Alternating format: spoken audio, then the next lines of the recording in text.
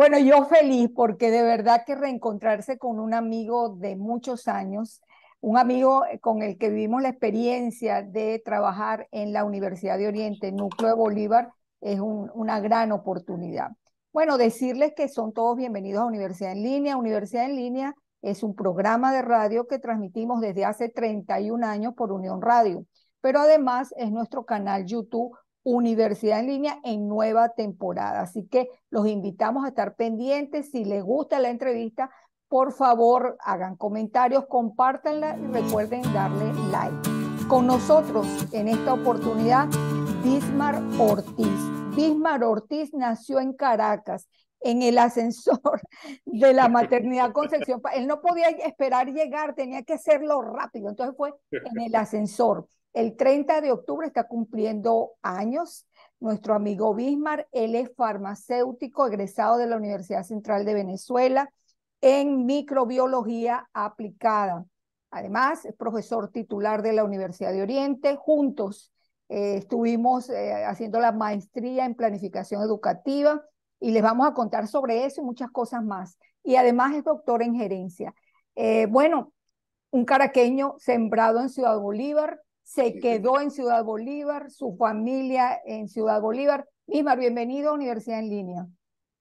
De nuevo, Mari, muchísimas gracias por esta invitación para compartir contigo esta conversa en tu programa que se dice, como es costumbre, rápidamente 31 años, pero que implican todo el desarrollo de un esfuerzo continuo a lo largo del tiempo para poder concretar una idea como esa.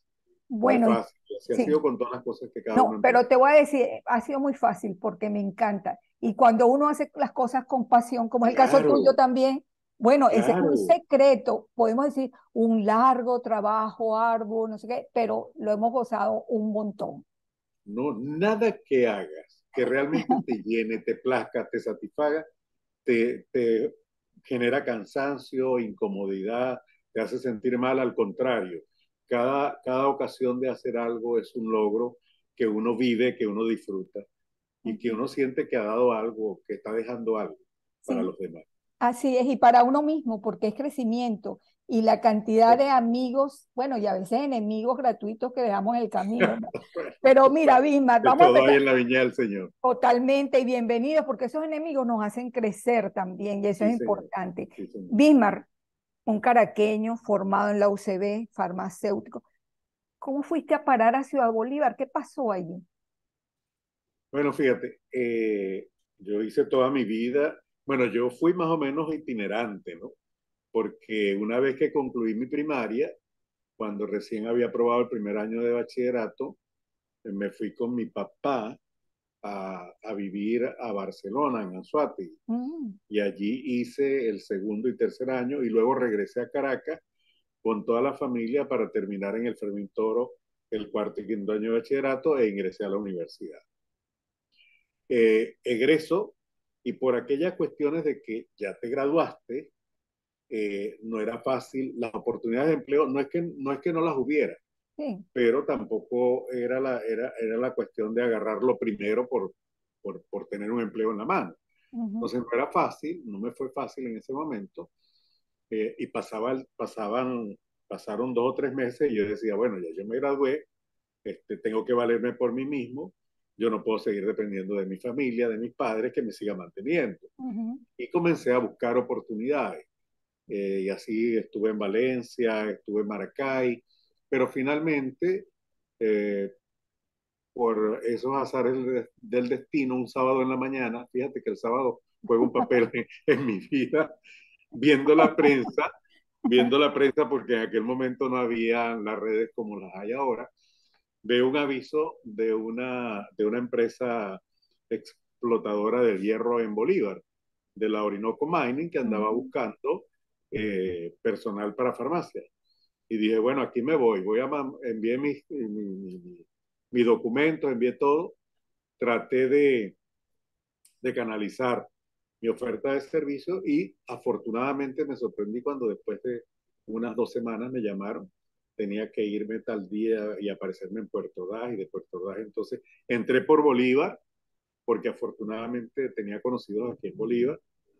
bueno, tengo que decirlo, Jesús Martínez, el actual vicerrector Claro, académico imagínate. de la Un amigo de toda la universidad. vida, increíble, ¿no? Y nosotros nos conocemos desde la universidad porque él también es farmacéutico. Claro, claro. Y yo había venido a pasar algunas veces vacaciones con él acá en Bolívar. Y bueno, me vine a través de la... Su familia me guió, pues, porque yo no conocía esta zona. Había venido en alguna oportunidad, pero yo no recordaba. Ujú. Y entonces, bueno, ellos fueron los que me llevaron a Ciudad Piar, primero a Puerto Ordaz, después a Ciudad Piar, y ahí me quedé. Ahí Sí. comencé. Estuve 2 años en Ferrominera, cuando el proceso de nacionalización que pasó de Orinoco, de Orinoco Mining a Ferrominera. Y de allí un buen día, cuando yo llegué, dije, bueno, yo venía con la meta de que yo no me quedaba ni en el ejercicio de la farmacia, no porque no fuese Claro. conveniente, sino que yo tenía otras metas. Mi Ujú. meta inicial era hacer posgrado y dedicarme a otra cuestión, perfeccionar mi conocimiento. Y llegué con esa idea allí a Ciudad Piar. Tenía que esperar mucho tiempo para ver la posibilidad de trasladarme a Puerto Ordaz. Y entonces decidí y estuve solo 2 años Ujú. en, en Ciudad Piar. En ese tiempo conocí a una estudiante universitaria que venía a pasar vacaciones desde la ULA a Puerto Ordaz, una andina del Táchira. Y bueno, me enamoré, la conocí en una fiesta Increíble, ¿no?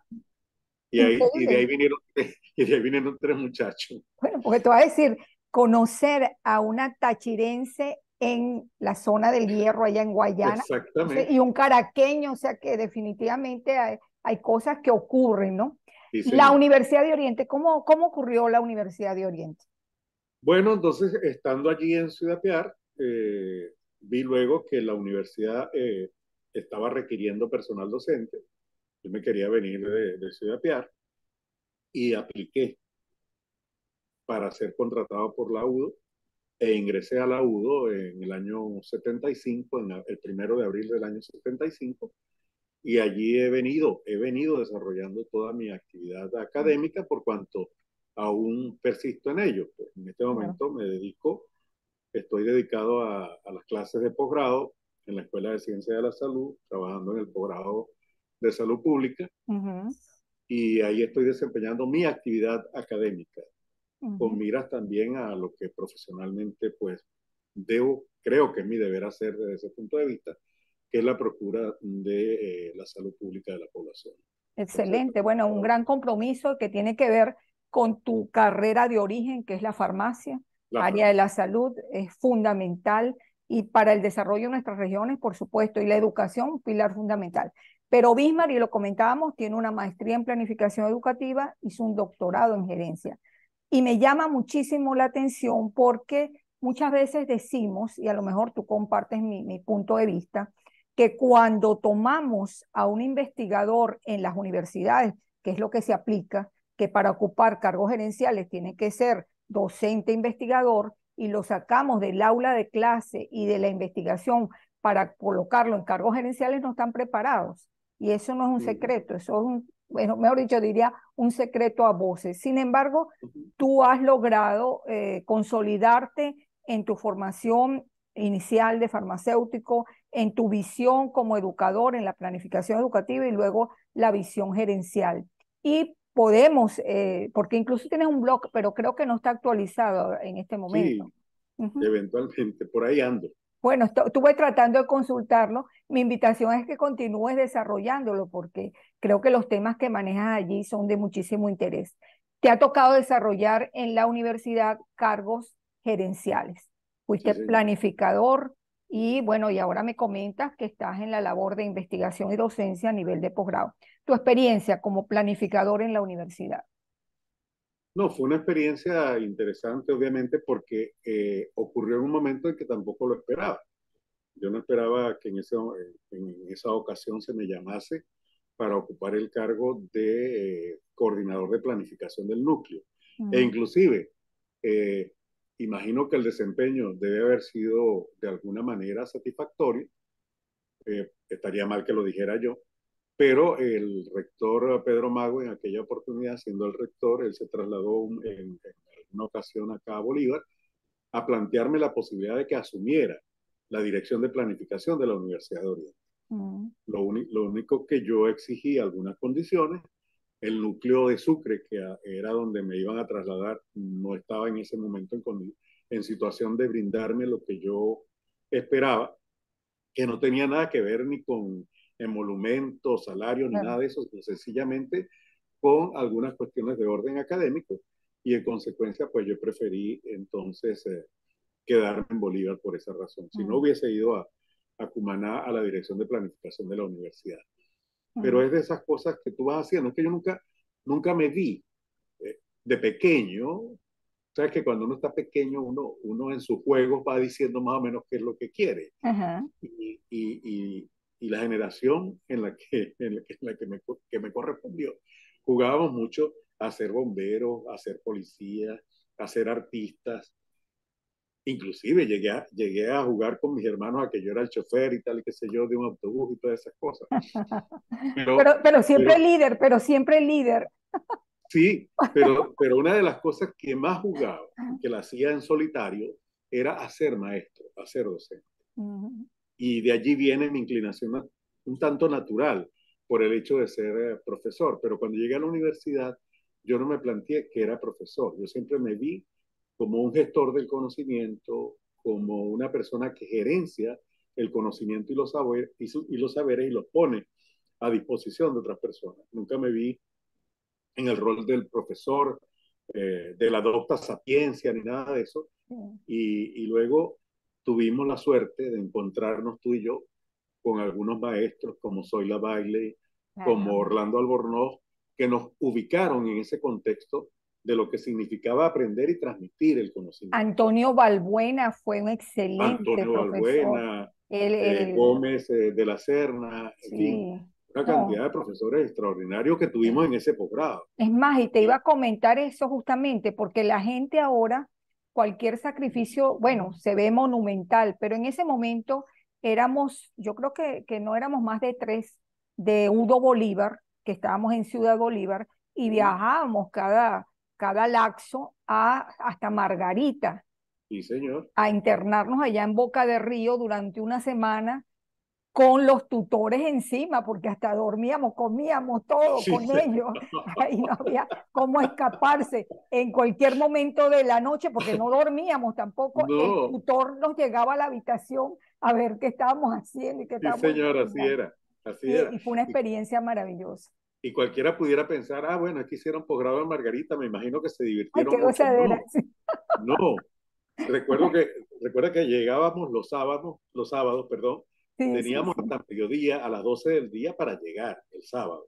Como Y de, fuera, como el como medio que fuese, fuera. tenías que estar ahí a las 12 Sí, del sí. día. Ajá. Y luego de allí no tenías salida sino el día miércoles a mediodía.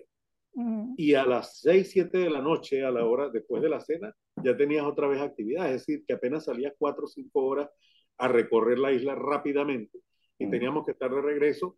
Terminábamos el sábado siguiente y bueno, ya que ibas a hacer si no regresar a Bolívar. No, y aparte de eso, no estén creyendo que la situación era muy favorecedora. Íbamos con el dinero contadito para el Claro, pasaje del ferry o la tarjeta de crédito para comprarlo en avión si era que no llegábamos a tiempo. O sea sí que fue señor. un gran sacrificio. Pero ¿saben lo que Y, hacíamos en esas horas libres?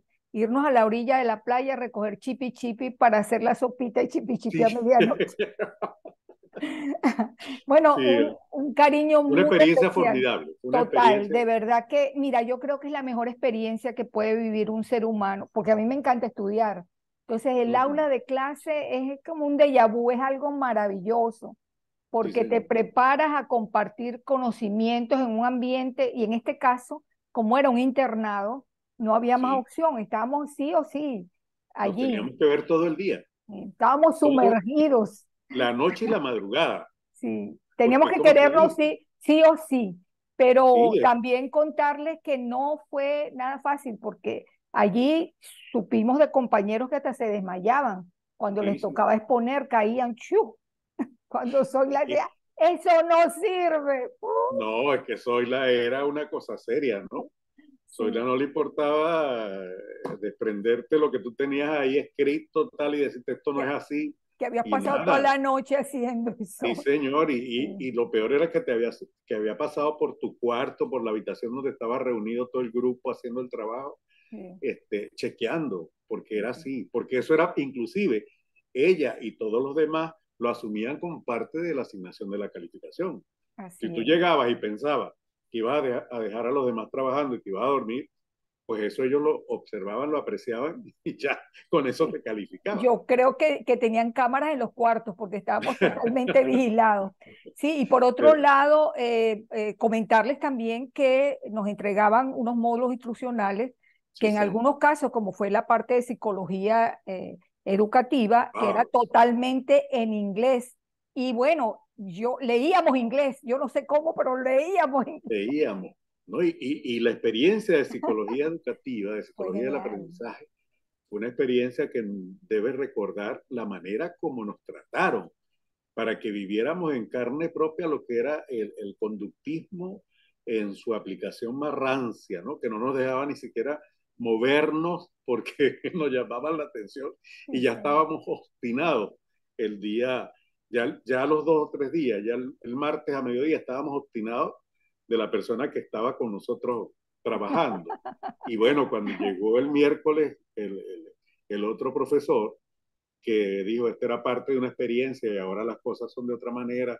Sí. ¡Wow! ¡Qué respiro! ¿No? Sobrevivimos, sobrevivimos. Sí, sí, Sí, sí, sí, sí, increíble, pero comentamos esta experiencia porque cuando uno está claro en lo que quiere y las vías para lograrlo, eso sí. no es sacrificio, es un aprendizaje y es un crecer en equipo.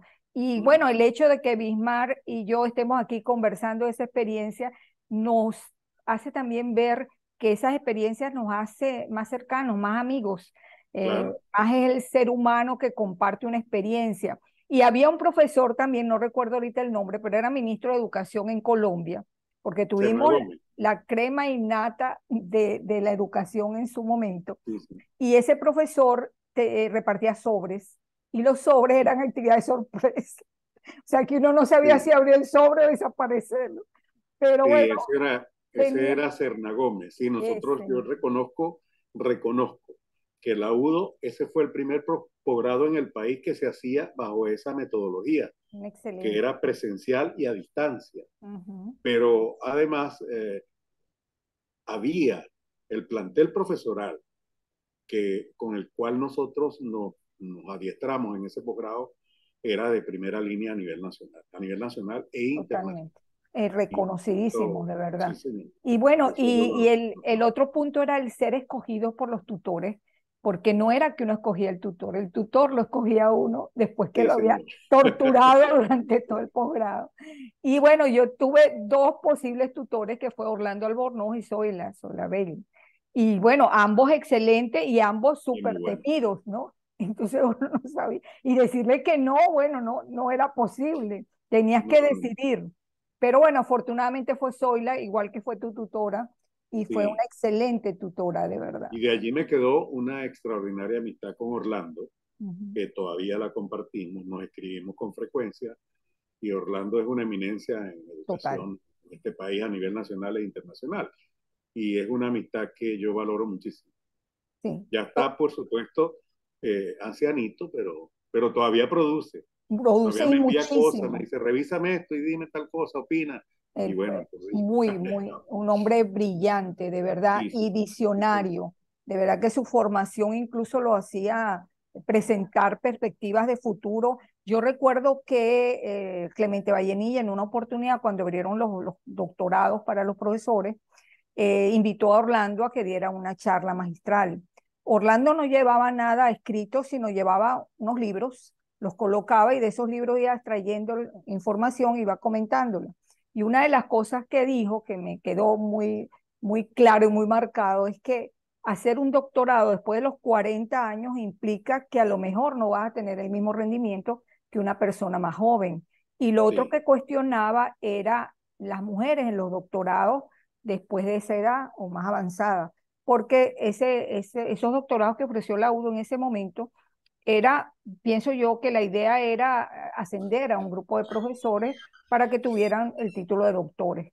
me imagino que algunos concluyeron, otros no, pero Orlando, que era el invitado especial, descarnadamente planteó con bases estadísticas cuál era la posibilidad de que fueran realmente investigadores en el futuro, y yo creo que acertó, de verdad Sí, que sí. siempre fue así, siempre fue, por lo menos, y siempre ha sido así, porque una de las cosas que él plantea, o que él planteaba en ese momento, era en aquella sociedad entonces, las Ujú. limitaciones que imponía el hecho de, sobre todo para la mujer, de tener pareja y la imposibilidad de asistir a los posgrados, porque entonces los estudios que él había realizado indicaban una elevada deserción por parte de las mujeres, Sí, señor. porque, bueno, y de ahí entonces venían todas las razones por las cuales la pareja le imposibilitaba continuar.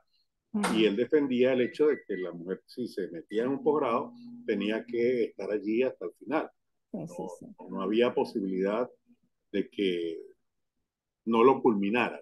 Sí, sí, claro, La toda tasa de esto. deserción de los posgrados ha sido siempre elevada en Venezuela. Sí, señor. Incluso, bueno, yo hice el posgrado siendo soltera, ¿no? Ajá.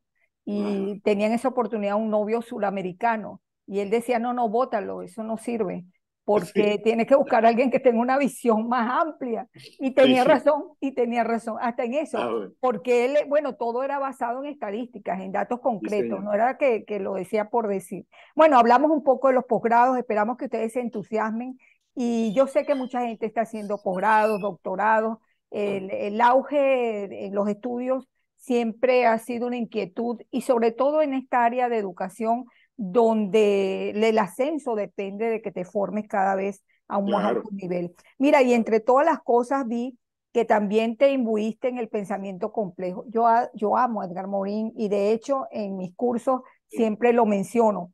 Pero ¿cómo hacer para que todo esto pueda tener algún tipo de resultado cuando estamos, que se habla a nivel internacional de posmodernidad, pero en Venezuela apenas estamos, bueno, quitándonos el guayuco, diría yo, porque hemos echado hacia Sí, atrás, ¿no? sí, sí, y sobre todo en un momento en el que, como consecuencia de la pandemia y como consecuencia de la dinámica de desarrollo de las nuevas tecnologías, tú tienes que idear sistemas de formación, sistemas de adiestramiento y capacitación de la gente totalmente diferentes a Total. lo que venía trabajando. Entonces, obviamente que desde esa perspectiva del pensamiento complejo, el pensamiento complejo no es más que la apertura a ver más allá, como yo utilizo un ejemplo que es ver, siempre te han dicho, no veas los árboles, trata de ver el bosque. Yo digo, no veas Ujú. los árboles, elévate y ve el bosque, elévate mucho más y trata de ver qué hay detrás del bosque y hasta Ujú. donde te dé la vista. Ese es el pensamiento complejo Pero, fundamentalmente, tratar de organizar todo cuanto hay alrededor de un objeto de estudio, ujú. porque a veces el pensamiento sistémico lo encierra. El pensamiento sistémico te trae el objeto, analiza el comportamiento de unas variables con relación a las otras y luego proyecta los resultados. En el Ujú. caso del pensamiento complejo no es así. En el Ujú. caso del pensamiento complejo tú tienes que estructurar bucles eh, dinámicos que implican cómo unas variables inciden sobre otras que a veces no están allí plasmadas, no están bajo control y que necesariamente forman parte de la respuesta. Y eso Total. obliga entonces a tener que profundizar el Ujú. análisis, Ujú. no solo en una dirección que corresponda a las dos o tres variables que tú estés estudiando, sino a una multiplicidad de variables que son Ujú. las que al final de cuentas generan el producto final. Eso Bueno, a mí me fascina el pensamiento complejo, lo totalmente. aplico, Ujú. es lo que la gente dice. Más recientemente ha venido despertando algo que llaman pensar fuera de la caja, que es salirte de lo que es usual en cuanto a pensar cuestiones, asomar cosas que parece que, oye, este está loco, este está ideando una cuestión que no puede funcionar. No, hay que arriesgarse. En la medida que Totalmente. te arriesgas, y Sí. sobre todo en educación, Ujú. cuando estamos ahora, imagínate tú, no podemos seguir formando a los jóvenes, a los muchachos de la misma manera, cuando tú tienes unos desarrollos en cuanto al estudio de Total. la cognitividad que te han sectorizado el cerebro en Sí, cuanto al aprendizaje del lado derecho, del lado izquierdo y las claro. diferentes zonas. Entonces, el tratamiento tiene que ser diferente. Ahí el problema Totalmente. es, ¿están nuestros maestros, están nuestros profesores capacitados, formados, adiestrados para trabajar de esa manera? Ujú.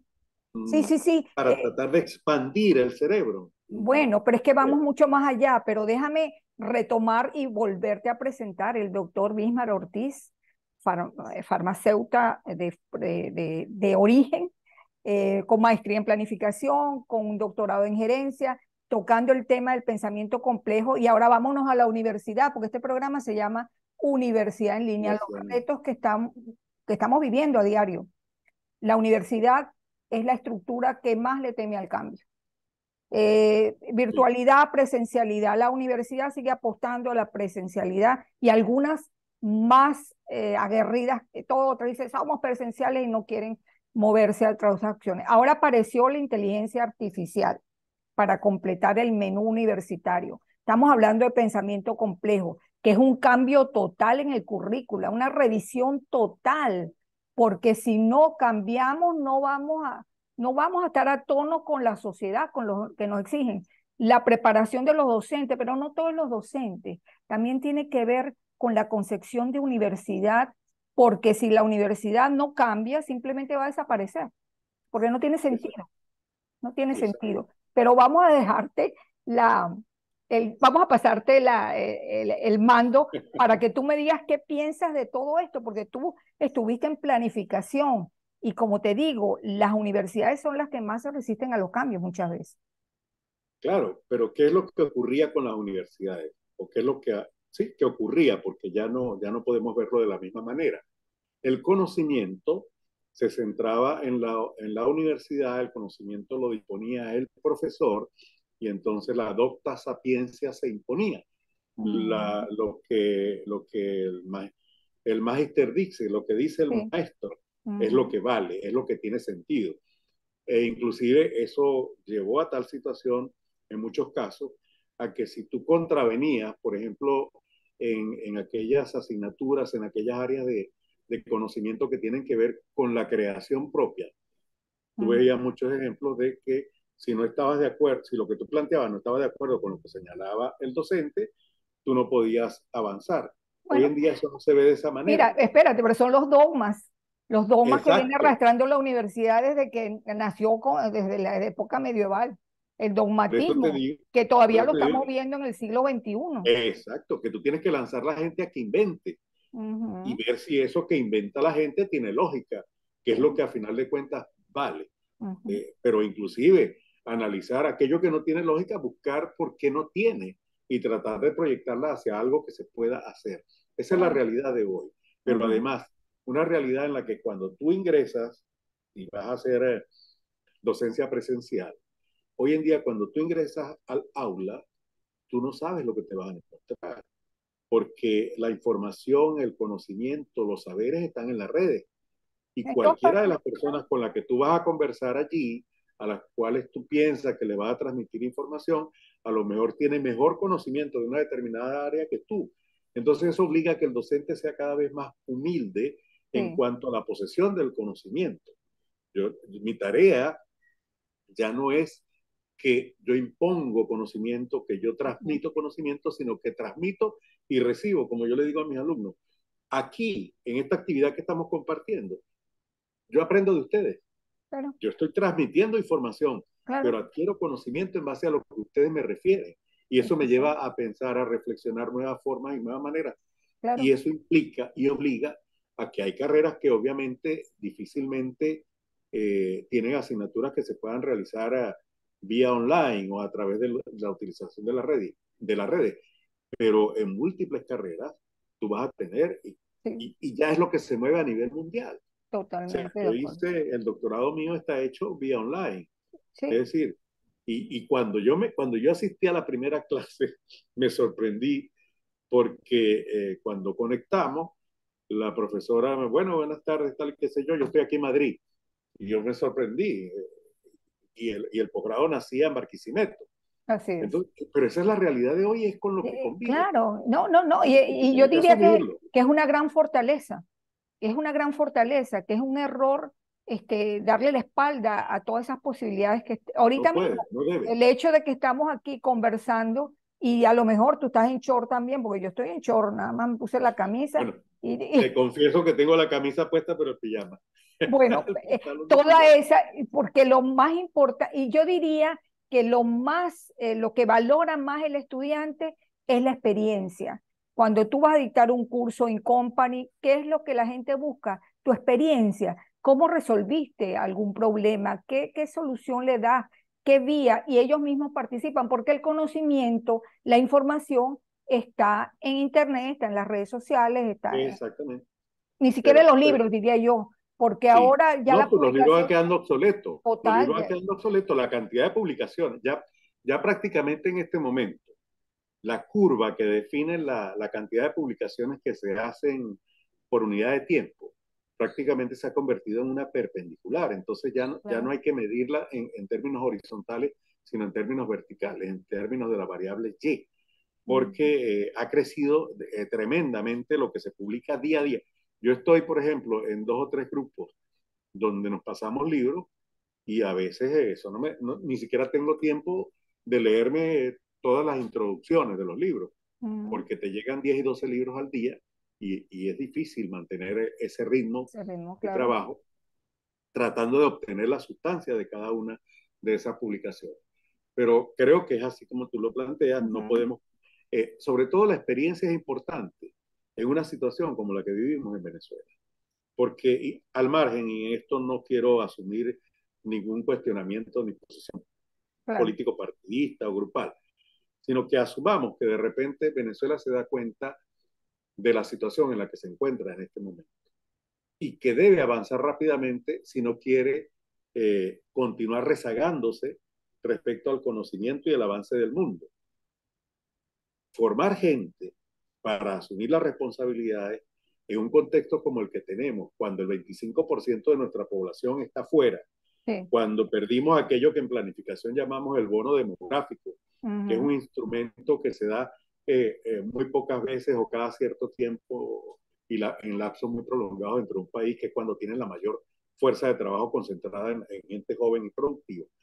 Vas a tener que asumir esa tarea, vas a tener que asumir como país esa responsabilidad con los viejitos, con las canas de la gente, ujú. con la experiencia de la gente, que es la que va a permitir que dé respuestas más rápidas a los diferentes problemas que está padeciendo o experimentando la sociedad venezolana en este momento. Así es. Bueno, Eso hay que ver. claro, o abrirnos a los escenarios virtuales de manera que los que están fuera del territorio, venezolanos o extranjeros que quieran participar, puedan abrirse, convocarse a las universidades y Claro. hacer un mecanismo mucho más fluido, porque ahí estoy viendo que si profesora de educación exclusiva, eso ya no existe. No, no, no. Acabo de entrevistar a la gente de los EUCB, ellos van 2 días a la semana a la presencialidad, tanto Uh -huh. obreros, empleados y todo. Entonces, continuar con el modelo tradicional de persecución, porque tienes que asistir al aula de 8 a 12, 2 a 6, o eres de dedicación exclusiva, eso ya no existe. No, La ya no hay. evaluación tiene que ser Ya no hay en espacio función para eso. a resultados, a Ya no hay resultados. espacio para eso. No hay, a Pero fíjate proyectos. tú, que ahí se abre una tremenda oportunidad. Una de las Claro, ideas que estamos trabajando con el posgrado de salud pública es la posibilidad de internacionalizar el posgrado. claro. ¿Partiendo de dónde? Partiendo del desarrollo de un aula de posgrado de primer mundo. Si Ujú. tú tienes un aula de posgrado de primer mundo, tú tienes conexión con todo, Sí, no con tienes todo. límite, no tienes límite, Pero cuando definitivo. tú vas a la universidad y te encuentras con que no puedes desarrollar una clase utilizando las herramientas, por ejemplo, si quieres una conexión a Internet para buscar un documento y discutirlo en clase No con hay. los alumnos, no hay posibilidad porque no hay conexión a Internet, porque no hay luz, todos esos factores afectan Sí, sí. el Bueno, proceso de enseñanza-aprendizaje. y en el caso de Udo Bolívar, aunque ya se nos está acabando el tiempo de entrevista, no tienes ni aulas. Realmente yo Bueno, veía en estos días un video del campus de la Sabanita totalmente eso lo destrozado. destruyeron, Entonces, pero eso ocurrió con todos los núcleos. El núcleo más sano, por lo menos hasta octubre del año pasado que estuve por allá, es el núcleo de Nueva Esparta. imagínate. Pero en Usepin destruyeron el campo donde estaban las Sucre, escuelas de Sucre es para agronomía. sentarse a llorar. En Anzoátegui ocurrió algo similar con las instalaciones que Saqueo. están Sí, sí, hacia sí. donde funcionaban las escuelas de arquitectura. Mm, En Sucre, toda el área que estaba hacia los lados de la primera laguna que uno se encuentra cuando entra a Cumaná, ujú. también todo eso fue Desolado, destruido. sí, Entonces, sí, sí. aquí Destruido, destruyeron la sabanita. sí. Entonces, la Entonces, universidad requiere todo un proceso de reconstrucción, sí. pero con una visión de siglo XXI y más allá. Totalmente. Sí, porque no es No reconstruir podemos las aulas. seguir, Eh, no podemos seguir pensando que yo voy a reponer aulas, no, no, Voy a no, poner eso no es lo pupitres, voy eso a no es poner lo que biblioteca y libritos otra no, vez. no, no, No, eso no va a poder ser. Mira, ya nos eso tenemos no que es lo despedir. Amigo, ¿qué te parece bueno, si en una próxima oportunidad continuamos conversando sobre estos cómo no, temas que cuando tú son, lo consideres pertinente. claro, y pedirle también a la gente que está viendo el programa que opinen, que hagan comentarios y podemos incluirlos en un debate mucho más amplio con gente Sería interesante, sería interesante. que comente también y se incorpore. Bueno, tus palabras de Bueno, te doy despedida. una posibilidad, es la idea de que realices un foro virtual acerca de la situación. Pudiéramos comenzar por la UDO y cada uno de sus núcleos. ¿Qué Claro, hacer con ellos? sí, Eso sería sí, interesante desarrollarlo. totalmente de acuerdo Ha contigo sido un porque placer para mí, como siempre. no, y para mí mucho más, Bismar, de verdad que, bueno, me encanta haber compartido contigo, ya darnos el mensaje de cierre. Vi que te gusta la música, que te gusta la cocina, que te gusta leer. No te voy a poner a escoger. Danos algo para hacer el fin de semana, ya sea un plato o un libro o una música que escuchar para, bueno, para conectarnos con la esencia del ser humano. Mira, hay una canción, tú sabes que una de las canciones que más le gusta a la gente es My Way, Ujú, eh, cualquiera de sus versiones, pero My Way tiene el problema de que habla de una vida que va terminando y ha sido una de mis canciones preferidas a lo largo de mucho tiempo. ujú, Pero luego yo descubrí una canción que interpreta Whitney Houston que dice One Moment in Time, denme una oportunidad en la vida. ujú. Y a mí me encanta la versión de Dana Winners. Bueno, esa es una canción formidable porque te habla en positivo de las perspectivas que tiene el ser humano, de que no puedes estar esperando la oportunidad, sino que la Claro. oportunidad la va construyendo uno mismo y vas a llegar donde quieres. En mi caso, yo estudié farmacia, pero a mí lo que me fascinaba eran dos cosas. A mí me fascinaba la economía y llegué por vía de la planificación y me Claro. gustaba la comunicación social, a lo cual también llegué por vía de mi participación en los medios. Entonces, tú llegas al final donde tus sueños te quieren ubicar. Esa Ajá. es una construcción que hace uno mismo como consecuencia de las decisiones que va tomando y va haciendo. Así que encantadísimo de haber estado de nuevo contigo, de compartir y pendiente para cualquier oportunidad que tú lo consideres pertinente. Muchas gracias, Gracias, Vilmar. Meli. Me encantó Gracias. conversar contigo. Bueno, ya tienen la recomendación de fin de semana, a buscar ese tema musical y a disfrutarlo. Y otro día nos dará una receta o nos dará un libro. Pero por ahora vamos a hacer esa tarea. Vamos a escuchar un poco de música este fin de semana con esta excelente entrevista.